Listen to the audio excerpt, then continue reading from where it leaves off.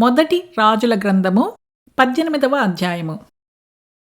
అస్తమయ నైవేద్యము అర్పించు సమయమున ప్రవక్తయగు ఏలియా దగ్గరకు వచ్చి ఈలాగు ప్రార్థన చేసెను.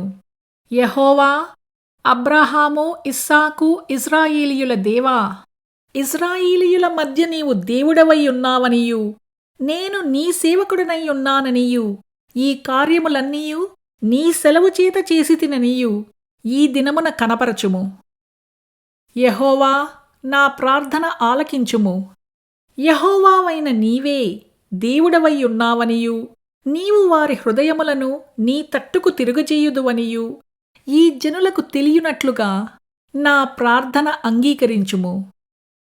అతడు ఈలాగున ప్రార్థన చేయుచుండగా యెహోవా అగ్ని దిగి దహనబలి పశువును, కట్టెలను, రాళ్లను, బుగ్గిని దహించి కందకమందున్న నీళ్లను ఆరిపోచేసెను.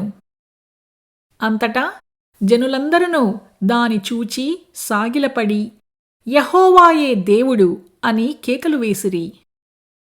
అప్పుడు ఏలియా ఒకనినైనను తప్పించుకుని పోనీయక బయలు ప్రవక్తలను పట్టుకొనుడని వారికి సెలవీయగా జనులు వారిని పట్టుకొనిరి.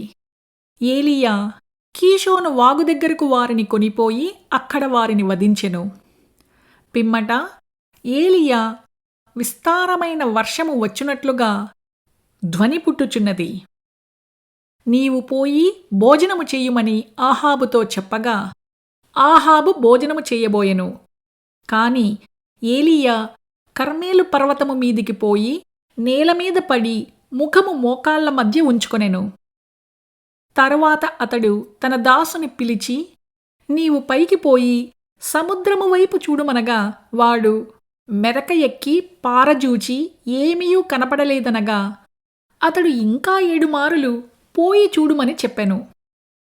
7వ మారు అతడు చూచి, అదిగో మనిషి చెయ్యంత చిన్న మేఘము సముద్రము నుండి పైకి ఎక్కుచున్నదనెను.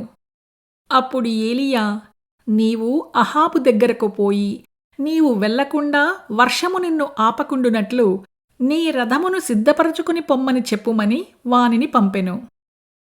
అంతలో ఆకాశము మేఘములతోనూ గాలివానతోనూ కారు కమ్మెను. మోపైన వాన కురిసెను కనుక ఆహాబు రథమెక్కి యెజ్రెయేలునకు వెళ్ళిపోయెను. యెహోవా హస్తము ఏలియాను బలపరచగా అతడు నడుము బిగించుకొని అహాబు కంటే ముందుగా పరుగెత్తుకుని పోయి యెజ్రెయేలు గుమ్మమునొద్దకు వచ్చెను.